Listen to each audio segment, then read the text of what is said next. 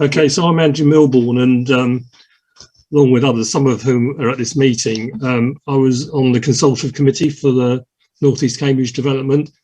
So there have been some good talks about the huge amount of development, but this is about how poor a lot of this development is turning out to be, which should worry us a lot. So the summary is that we were promised lots of nice things, but 3 years later, most of them have disappeared. So for those of you who don't know, I'll give you a rough intro to North East Cambridge development. So it's this area which is the Science Park and the area to the east. Obviously, this is just part of supervised Cambridge, but it is in fact going to be the size of Ely, which should give pause for thought. That's in terms of population. So there's going to be housing for 18,000 and 20,000 new jobs. What we've seen, that many of the promises of quality have turned out to be meaningless. Just to give some examples of that. So we were promised like cities for people based on Younger and Scandinavian architecture with a fine grain of different uses within the same buildings.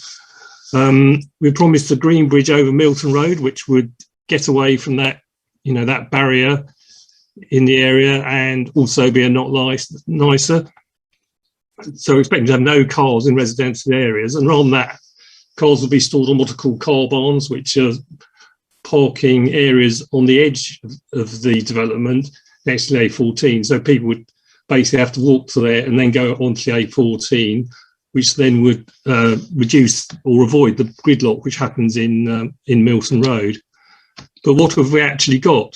Well, if you look at the hotel at the station, we're getting poor monolithic buildings with more than a taste of Soviet architecture. There's no green bridge. They're going to be 3 times as many trips down Milton Road.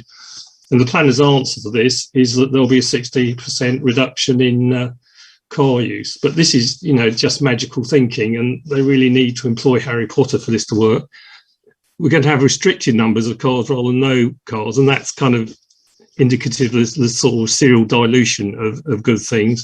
And rather than car barns, we've already got a multi-storey at the heart of the gridlock, which isn't a particularly great building. So that strategy has been blown apart before we've even started. So we're told it would help the local housing crisis. It would be zero carbon, which implies it would be passive house standards, and self-sufficient in facilities like Ely, and also would have plentiful green space.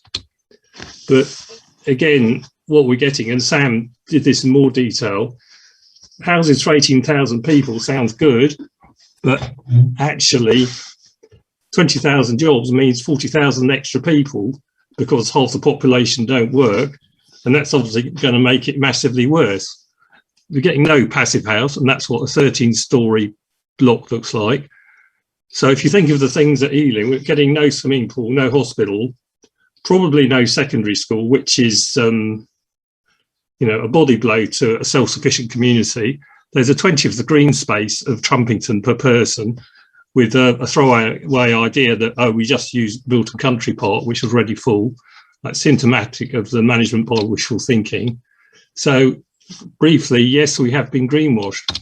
There are lots of fluff words like sustainability, quality, and green abound the documents, but they're meaningless and developers can't be held to anything on it.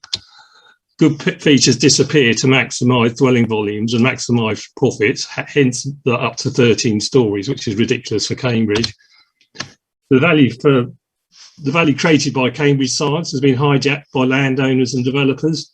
That's not my view, that's the view of a key person on the Science Park. And surely must be detrimental to Cambridge Science, which is often held out as being the beneficiary of all this.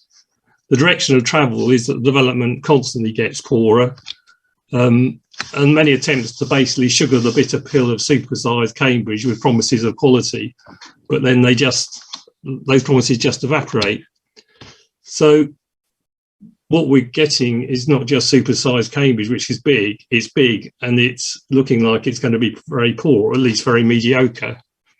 So we've been promised supersized Cambridge, and what we're actually getting is supersized Slough. So thanks to the other people on the committee, including John Nathan, who helped with this. Okay, thanks. Bye.